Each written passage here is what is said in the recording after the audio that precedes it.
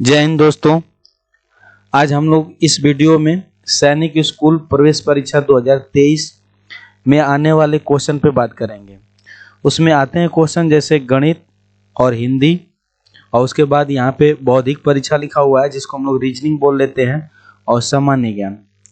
तो उसमें से हम लोग हिंदी पे बात करेंगे।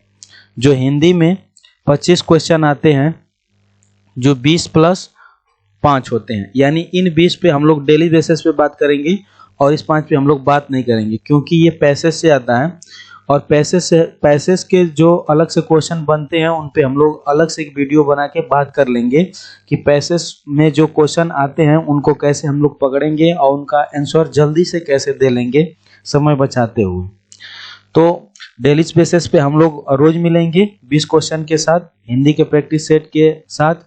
और आइए हम लोग आज देखते हैं हिंदी के क्वेश्चन, और अपने साथ आप भी पेन और कॉपी लेके बैठिएगा। जो क्वेश्चन आपको नया लगे उसको नोट करते रहिएगा, क्योंकि एग्जाम के पास में उसको रिवाइज करने के लिए बहुत ही हेल्पफुल होता है एग्जाम के लिए। ठीक है, तो आइए देखते हैं। इसमें पहला क्वेश्चन क्या है, भारत में हिंदी दिवस कब मनाया जाता है। यानी इसका पूछने का अर्थ है कि जो भारत में हिंदी दिवस है वो कब मनाया जाता है। तो जो भारत में हिंदी दिवस है 14 सितंबर 1949 को हम लोग हिंदी को राजभाषा का दर्जा दिए थे, और इसलिए हर कि प्रत्येक वर्ष हम लोग 14 सितंबर को हिंदी दिवस मनाते हैं, और वही 10 जनवरी को हम लोग पूरे विश्व में विश्व हिंदी दिवस के रूप में मनाते हैं। तो याद रखेंगे, यहाँ पे भारत पूछा है यानी भारत में, तो 14 सितंबर सही आंसर होगा। अगले की बात करें तो अगला है, निम्नलिखित में से क्या सही सुमेलित नहीं है। इसका मतलब कि इसमें से ये देखना है कि इसमें से कौन सा गलत है। यानी पंजाबी जो लिखा जाता है भाषा, यानी उसकी लिपि जो होती है गुरुमुखी होती है, तो ये तो सही है। यानी पंजाबी की जो लिपि होती है गुरुमुखी होती है। उर्दू की फारसी होती है। जो मराठी होती है, मराठी की रोमन भाषा नहीं होती है, तो ये क्या हो जाएगा, गलत हो जाएगा। और जो संस्कृत है इसकी तो देवनागरी ही होती है, और ये सारे भाषाएं बाएं से दाएं लिखी जाती हैं, तो सभी तो सही है, लेकिन सी वाला क्या हो जाएगा, गलत हो जाएगा, क्योंकि मराठी का रोमन नहीं होता है। अगले क्वेश्चन पे आते हैं। तो अगला क्वेश्चन है, निम्नलिखित में से शुद्ध वर्तनी का चयन करें। यानी इसमें से जो 4 विकल्प दिए हैं उनमें से एक ही सही है, बाकी 3 गलत हैं। तो यहाँ पे पहला देखेंगे तो कृपा लिखा है, तो कृपा ऐसे नहीं लिखा जाता है, ये जो प होता है ये पूरा होता है, यानी कृपया ऐसे होता है। और चिन्ह सही लिखा हुआ है, तो हम लोग को सही आंसर ढूंढना है, तो जो चिन्ह है वो सही आंसर है।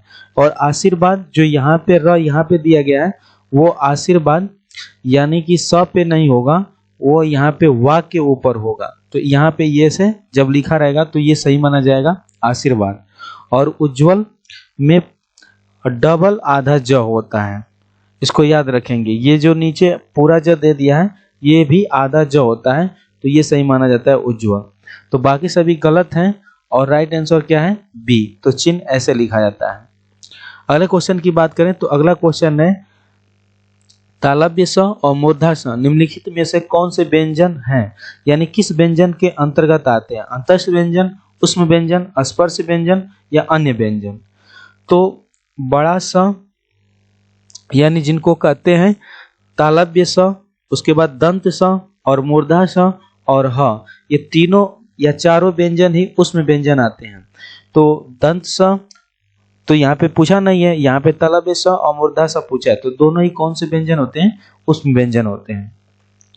अगले क्वेश्चन की बात करें तो अगला क्वेश्चन है, निम्नलिखित में से कौन सा शब्द संकर शब्द नहीं है।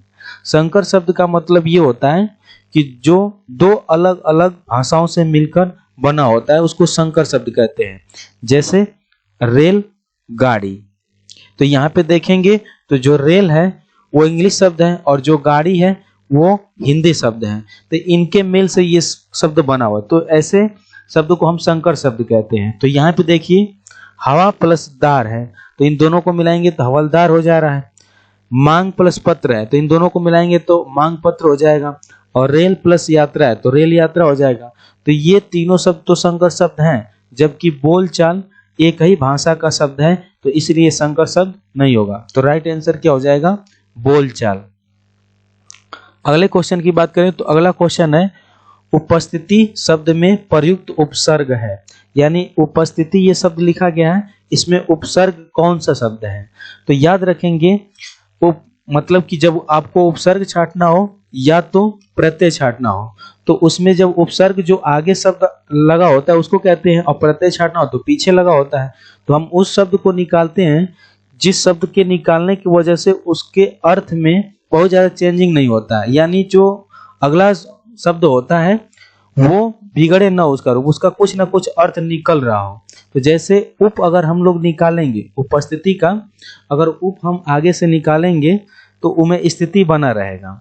तो यहाँ से कुछ सही अर्थ दे रहा है, अगर उप यहाँ से निकाल लिया जाए तो स्थिति बना रहेगा, तो सही अर्थ दे रहा है। तो इसमें राइट आंसर क्या हो जाएगा, उप, यानी यही उपसर्ग है।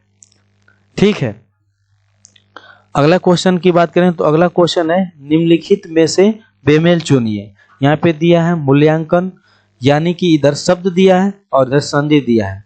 तो जो मूल्यांकन है वो दीर्घ संधि है, क्योंकि इसमें आ की मात्रा आ रही है तो ये दीर्घ संधि में आता है।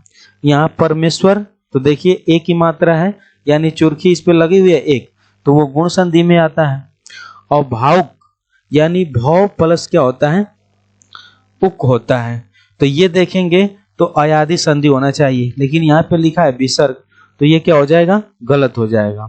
और जगन्नाथ यहाँ पे देखिए एक ही शब्द दो दो बार आया है, न, यानी इसका मतलब ये व्यंजन संधि है, तो ये तो सही है, सभी सही है, लेकिन सी वाला क्या हो जाएगा, गलत हो जाएगा। भाव क्या हो जाएगा, अयादि संधि होना चाहिए, जबकि विसर्ग लिखा है तो ये गलत हो जाएगा। अगले क्वेश्चन की बात करें तो अगला क्वेश्चन है चक्रपाणी में कौन सा समास है। तो चक्रपाणी देखिए कोई तीसरे शब्द की ओर इंगित कर रहा है, मतलब कि बहुव्रीहि समास होगा। वो शब्द जो तीसरे शब्द की ओर इंगित करते हैं उनको हम लोग बहुव्रीहि समास कहते हैं। जैसे समझिए कि इसमें कह रहा है कि चक्र है पाणी जिसका, अगर इसका अर्थ देखा जाए तो चक्र है पाणी जिसका, अर्थात तो दूसरे व्यक्ति की तरफ इंगित कर रहा है ना, अर्थात विष्णु भगवान, तो इसलिए यहाँ पे बहुव्रीहि समास हो जाएगा। ठीक है, तो यहाँ पे बातें समझ में आ गई होगी। अब आते हैं अगले क्वेश्चन पे। तो अगला क्वेश्चन है निम्नलिखित में से भिन्न युग्म को चुनिए, यानी कि यहाँ पे देखेंगे पढ़ेंगे तो समझ में आएगा। जैसे पृथ्वी है तो या इसके आगे अचला लिखा है, उसके बाद फूल है तो प्रसून लिखा है, असुर है तो पाहुन लिखा है, और हिमालय है तो ग्रीस है।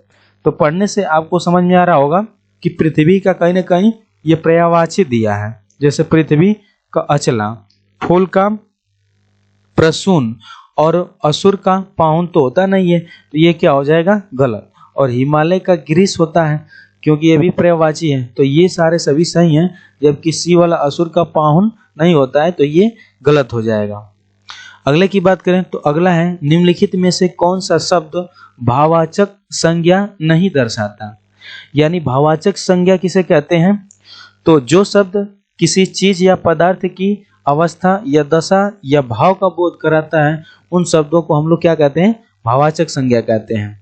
तो यहाँ पे देखेंगे तो सुंदरता, ये किसी चीज की सुंदरता यानी अवस्था को दर्शा रहा है ना। जैसे कोई लड़की है सुंदर है तो यानी उसकी सुंदरता को दर्शा रहा है। जबकि गंदगी, अब कोई स्थान है वहां पे बहुत सारा गंदगी है तो गंदगी यानी हम लोग भाव से समझ रहे हैं। और यहाँ पे देखिए बचपन, तो ये भी एक भाव से ही समझ रहे हैं, बचपन बचपना, यहाँ पे ये सारे क्या हैं, भाववाचक हैं। जबकि लड़की क्या है, एक सर्वनामिक शब्द है यानी संज्ञा शब्द है, और सर्वनामिक शब्द नहीं, यहाँ पे संज्ञा शब्द है, क्योंकि यहाँ पे लड़की हम किस में रखते हैं, संज्ञा में रखते हैं। तो यहाँ पे राइट आंसर क्या हो जाएगा, लड़की, क्योंकि ये भाववाचक संज्ञा नहीं है। ये कौन सी संज्ञा है, संज्ञा ही है। ठीक है, यानी नामिक संज्ञा। अगले की बात करें तो अगला क्वेश्चन है जो परिश्रम करेगा सो पास होगा। तो इसमें पास को हाईलाइट किया गया है, पूछा है रेखांकित सर्वनाम का भेद बताइए। यानी ये जो सो लिखा है ये क्या है, निश्चयवाचक, अनिश्चयवाचक, संबंधवाचक या प्रश्नवाचक। तो इसमें जो सो लिखा है इसमें देख रहे हैं जो परिश्रम करेगा सो पास होगा, यानी परिश्रम और पास को कनेक्ट कर रहा है यानी जोड़ रहा है। यानी दो शब्दों को जोड़ने वाले शब्द को या दो वाक्यों को जोड़ने वाले शब्द को हम लोग संबंधवाचक शब्द कहते हैं, जैसे जो, जिसका, या और भी कुछ कह लें, ऐसे मतलब जो शब्दों को जोड़ देता है, यथा और या जिसका, जो, की, जो, सो, जितना, उतना, ये सारे शब्द होते हैं जो दो शब्दों को या दो वाक्यों को जोड़ लेते हैं, तो उनको हम लोग क्या बोलते हैं? संबंधवाचक बोलते हैं। ठीक है, अगला क्वेश्चन की बात करें तो अगला क्वेश्चन है, निम्नलिखित में से संकेतवाचक विशेषण को चुनिए। यानी इसमें से कौन सा संकेत के साथ साथ विशेषण भी है? तो यहाँ पे देखिए लिखा है वह मकान है, यहाँ पे लिखा है 20 मन अनाज, 10 विद्यार्थी, लंबी महिला। तो यहाँ पे देखेंगे तो लंबी महिला यानी हम लोग के सामने ही खड़ी है महिला, तो यहाँ पे तो संकेत कर नहीं रहे हैं। 10 विद्यार्थी यहाँ पे तो काउंट ही कर दे रहे हैं। यहाँ पे लिखा है 20 मन अनाज, यानी यहाँ पे नाप तोल की बात हो गई है, तो ये तो पास ही में है। और यहाँ पे देखेंगे तो वह मकान, यानी वह का मतलब कि हमारे पास में नहीं है, दूर है। दूर का मतलब कि संकेत भी कर रहे हैं, और वह मकान यानी मकान की विशेषता हो जा रही है, वह बता रहा है, तो इसलिए संकेतवाचक विशेषण कौन हो जाएगा? वह मकान हो जाएगा। ठीक है, अब आते हैं अगले क्वेश्चन पे। तो अगला क्वेश्चन है, हम लोग आज बड़े मैदान में फुटबॉल मैच देखने जा रहे हैं। अब इसमें पूछा है कि उपयुक्त वाक्य में क्रिया क्या है? यानी क्रिया क्या है? यानी जो हम कार्य करते हैं उसी को तो क्रिया बोलते हैं।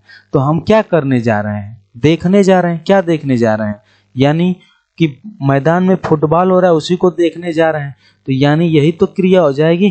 तो इस वाक्य में पूछ रहा है कि क्रिया कौन सी है, तो यहाँ पे देखना क्या हो जाएगी? क्रिया हो जाएगी। ठीक है, अगले क्वेश्चन की बात करें तो अगला क्वेश्चन है, क्रिया के जिस रूप से उसके होने के समय का पता चले उसे क्या कहते हैं? यानी अगर क्रिया है और उसका जो रूप है, यानी उस रूप के होने से जैसे पता चलता है, उसको क्या कहते हैं? संज्ञा बोलते हैं, सर्वनाम बोलते हैं, विशेषण बोलते हैं, या काल बोलते हैं। तो हम लोग उसको क्या बोलते हैं? काल बोलते हैं ना। जैसे हम बोले कि आज सुबह खेलेंगे, कल दोपहर में खेलेंगे, तो ये सारी समय बता रहे हैं ना। यानी समय, कल दोपहर खेलेंगे, तो यानी दोपहर में खेलेंगे, तो वो खेलना क्रिया हो गई। कब खेलेंगे? दोपहर में, तो वो समय को बता रहा है, तो वो सारे क्या हो जाएंगे? काल हो जाएंगे। तो राइट आंसर क्या हो जाएगा इसका? काल। अगले क्वेश्चन की बात करें तो अगला क्वेश्चन है, पत्र लिखते समय अपने से बड़ों को निम्नलिखित में से किस शब्द द्वारा संबोधित किया जाता है? पहला लिखा है प्रिय। तो प्रिय तो हम किसी को लिख सकते हैं, यानी वो छोटा हो बड़ा हो, हमारे बराबर का हो, उसको भी प्रिय लिख सकते हैं। चिरंजीवी हम कभी बड़े को कह नहीं सकते, क्योंकि हमेशा हम छोटे को ही आशीर्वाद दे सकते हैं, चिरंजीवी भव ऐसे कहते होंगे। और यहाँ पे नीचे देखेंगे आयुष्मान, तो आयुष्मान भी अपने से हमेशा छोटे लोगों को दिया जाता है, जबकि श्रद्धेय हमेशा बड़े लोगों को लिए प्रयोग किया जाता है। तो राइट आंसर क्या हो जाएगा? बी। ठीक है, अगला क्वेश्चन पे आते हैं। तो अगला क्वेश्चन है, निम्नलिखित व्यवस्था से पूर्व निम्न में से कौन सा शब्द लगने से इसका अर्थ विपरीत हो जाता है? यानी ये जो व्यवस्था शब्द दिया है, इसके आगे कौन सा इसमें से शब्द जोड़ देंगे तो ये सेम इसका विपरीत अर्थ देने लगेगा। तो अगर व्यवस्था में उप जोड़ेंगे तो उपव्यवस्था, क्या ऐसा कुछ शब्द होता है क्या? तो ये तो उप होगा नहीं। अ जोड़ेंगे यानी अव्यवस्था, यानी व्यवस्था, यानी हम कुछ व्यवस्था बना रहे हैं, अगर अ जोड़ देंगे तो अव्यवस्था, अव्यवस्थित है। तो ये राइट आंसर क्या हो रहा है? अ। जबकि परि जोड़ के देखें तो परिव्यवस्था, ये तो सही नहीं बनना है। अव्यवस्था तो कुछ होता नहीं है, तो ये सभी गलत हो जाएंगे। राइट आंसर क्या हो जाएगा? अ। यानी अ जोड़ेंगे व्यवस्था के आगे तो अव्यवस्था सही अर्थ दे रहा है। अब आते हैं अगले क्वेश्चन पे। तो अगला क्वेश्चन है, निम्नलिखित मुहावरे का अर्थ क्या है? आंख में धूल झोंकना, यानी इसका अर्थ क्या होता है? आंख में धूल झोंकना, कमजोर करना, या धोखा देना, या झूठ बोलना, या भाग जाना। यानी आंख में धूल झोंकना, इसका मतलब कि हम यहीं पे बैठे हैं और हमारे आसपास में ही बिल्ली आकर और दूध रखे, दूध पीकर भाग गई, यानी उसी को कहते हैं आंख में धूल झोंककर दूध पी गए। यानी आंख में धूल झोंकना यानी धोखा देना, बिल्ली हमारे साथ क्या कर दी? धोखा कर दी। अगला क्वेश्चन है, निम्नलिखित में से किस वाक्य में कमर टूटने मुहावरे का सही प्रयोग हुआ है? यानी मुहावरे का सही प्रयोग कहाँ हुआ है, जिसको हम लोग कहते हैं कमर टूटना। तो पहला है, बढ़ती महंगाई ने गरीब इंसान का कमर तोड़ दी है। अगला है, पुलिस ने मार मार कर कैदी को कमर तोड़ दी। तो ये तो एकदम नहीं होगा। जैसे ऐसे आपको स्पष्ट यहाँ पे चीजों को दिखा रहा होगा, वो तो कभी आंसर हो ही नहीं सकता। अगला है, सड़क दुर्घटना में एक यात्री की कमर टूट गई। तो ये भी गलत है, क्योंकि यहाँ पे कमर डायरेक्ट यहाँ पे बातें आ रही हैं। राम ने मेरी कमर ही तोड़ दी, यानी इसका मतलब कि वो भी घायल कर रहा है। तो यहाँ पे राइट आंसर ये नहीं होगा। यहाँ पे कह रहा है ना कि बढ़ती महंगाई ने गरीब इंसान की कमर तोड़ दी। कभी महंगाई इंसान की कमर तोड़ती है क्या? नहीं तोड़ती ना। लेकिन बात को सटीकता से देखा जाए तो राइट आंसर यही बन रहा है। क्योंकि हम लोग क्या पढ़ रहे हैं? मुहावरा पढ़ रहे हैं। मुहावरा का मतलब डायरेक्ट उससे नहीं बनता है, घुमा फिरा के बातों को कहा जाता है। यानी बढ़ती महंगाई ने क्या कर दिए? गरीब इंसान की कमर को तोड़ दी है। तो राइट आंसर क्या हो जाएगा? ए। अगला क्वेश्चन की बात करें तो अगला क्वेश्चन है, शंकर जी हूं मैं पर्याय, यानी शंकर जी की मैं पर्यायवाची हूं। सबको मेरा रंग लुभाए, यानी सबके लिए जो सब है वो मेरे रंग पे बहुत मोहते हैं, यानी मेरा रंग मनमोहक है, सबको मुझे पसंद करते सब लोग। मैं हूं नभ पर खग काय, यानी ये कुछ ऐसी, जैसे हम लोग कहते हैं इसको बूझने वाला। तो बूझने वाला सवाल में इसमें कह रहा है कि कोई है जो मेरा नाम बताए, यानी उपयुक्त पहेली को ध्यानपूर्वक पढ़ें और नीचे दिए गए विकल्प में से इसका उत्तर बुझाएं। यानी ये आप ही को समझना है, इसको पढ़ने से आपको कौन सा सही आंसर दिख रहा है। यानी शंकर जी का पर्यायवाची ढूंढिए। तो क्या शंकर जी का पर्यायवाची कबूतर होता है? तो ये तो नहीं होता है, तो ये तो कभी आंसर होगा ही नहीं। तो इसको तो ऐसे ही काट देंगे। चिड़िया क्या शंकर की पर्यायवाची होती है? तो ये भी नहीं होगा, तो ये गलत हो जाएगा। आसमान क्या ये शंकर की पर्यायवाची होती है? नहीं होती, तो ये भी कट जाएगा। लेकिन शंकर की पर्यायवाची नीलकंठ होती है, तो ये राइट आंसर हो जाएगा। और इसका रंग भी लुभावना जैसा है, नीलकंठ देखे होंगे कभी, ठीक है। तो ये राइट आंसर क्या हो जाएगा? नीलकंठ। अगले क्वेश्चन की बात करें तो अगला क्वेश्चन है, भारतीय शब्द का बहुवचन निम्नलिखित में से क्या होगा? यहाँ पे देखिए लिखा है भारतीयों, यहाँ पे लिखा है भारतीयों, यहाँ पे लिखा है भारतीयों, और यहाँ पे लिखा है भारतीयों। यानी यहाँ पे बड़ी की मात्रा दिया है, यहाँ पे र पे भी छोटी की मात्रा दिया, तो ये तो एकदम गलत हो जाएगा। और यहाँ पे छोटी की मात्रा दिया तो ये भी गलत हो जाएगा। यहाँ पे त पे छोटी की मात्रा दिया तो ये भी गलत हो जाएगा। तो हमेशा भारतीयों इस पे यो की मात्रा बस लगा देते हैं, अंक की मात्रा। तो ये राइट आंसर ए वाला हो जाएगा। तो यहाँ पे क्वेश्चन आपका समाप्त होता है। वीडियो कैसे लगी, आपको समझ में आ रहा है या नहीं आ रहा है, कमेंट बॉक्स में अवश्य बताएं। अब मिलते हैं अगले प्रैक्टिस सेट में, तब तक के लिए धन्यवाद।